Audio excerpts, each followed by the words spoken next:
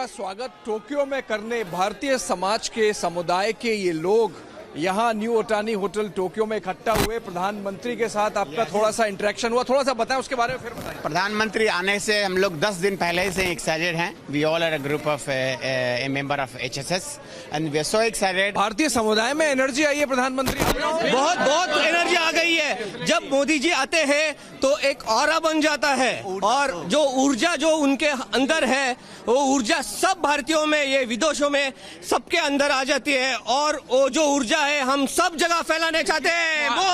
एक महिलाएं भी हैं यहाँ पे।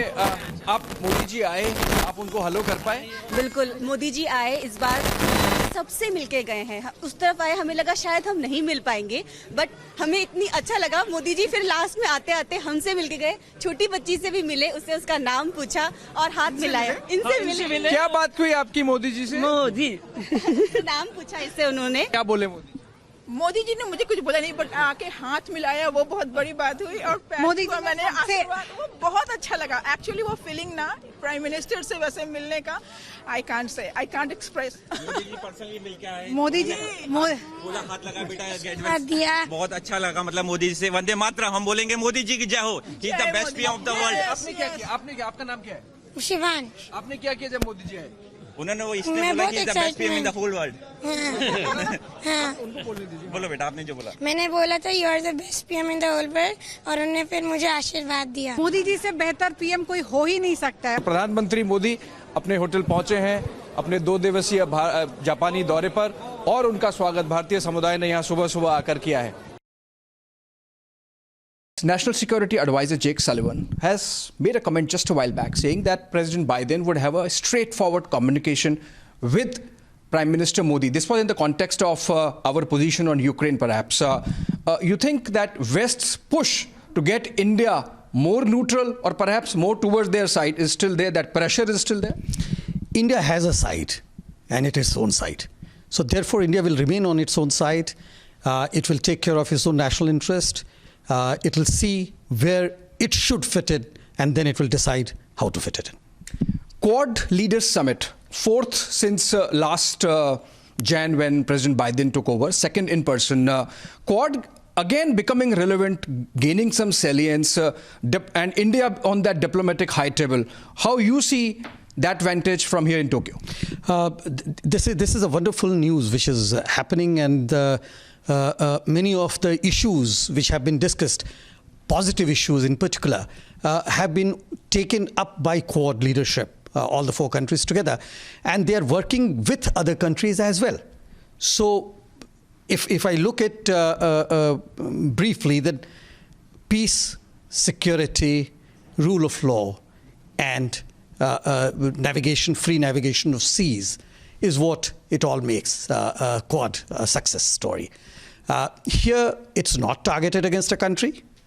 It is basically an architecture which promotes the peace and security of the region. And this region happens to be Indo-Pacific. The bilateral with President Biden, you said straightforward communication. And with Japan, what are the engagements lined up so far as India-Japan relationship is concerned? Important engagements.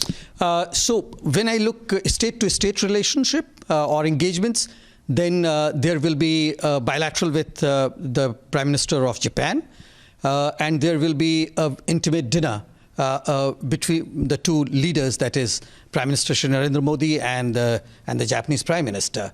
So these are the 2 Japan-specific events from the government-to-government perspective, but there are other events with business. There are events with there is an event with the Indian diaspora, and in fact there is not enough time left to do anything else. What kind of numbers we are looking at in terms of the bilateral relationship? Just 2 months back, Japanese Prime Minister visited India, and the 2 leaders, between the 2 of them, have set a target for us to follow, which is 5 trillion Japanese yen in next 5 years of public, private and financial investment in India. That's a big ask. $8 billion a year on an average, or even more than $8 billion a year on an average, is not a small task given to us, considering that Japan has been investing close to about, say, $3.5 to $4 billion a year on an average. So I think all of us will pull up our socks and move ahead. Any specific project? We talk about bullet train, which is on fast track. A lot of Japanese component there. Any other specifics? And if you could say something about the bullet train as well. Bullet train is doing well. It's a very complicated project. And the complication is not only technology, its implementation is also complicated. The technology has to be taken from Japan to India, most of the technologies.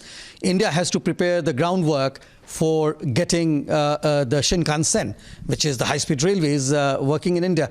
So there are a lot of challenges, and these challenges are being tackled one by one. And looks like that, yes, we are a little delayed, but at the same time, we are also looking forward to probably having something running 2026-27.